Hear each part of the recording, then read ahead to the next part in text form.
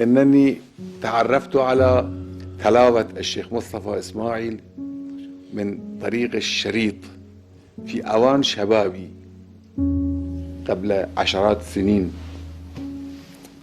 نعم،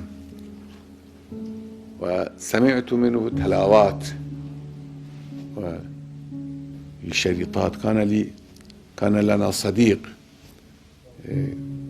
رحل إلى مصر، كان قد رحل إلى مصر ورأى الشيخ مصطفى إسماعيل وسمع منه بعض التلاوات، وجاء ببعض أشرطته إلى مشهد. نحن كنا يومئذ في مشهد وسمعنا ورأينا العجب واقعا، ورأينا العجب لما رأينا تلاوة الشيخ مصطفى إسماعيل. سقطت عن أعيننا كل التلاوات واقعا. كنا نحن جماعة من الإخوة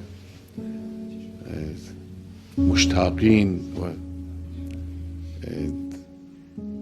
ومشغوفين بحب تلاوة الشيخ مصطفى إسماعيل، وكنا نروج أشرطته وتلاوته واسمه. أي نعم، في مشهد حتى شاع في مشهد.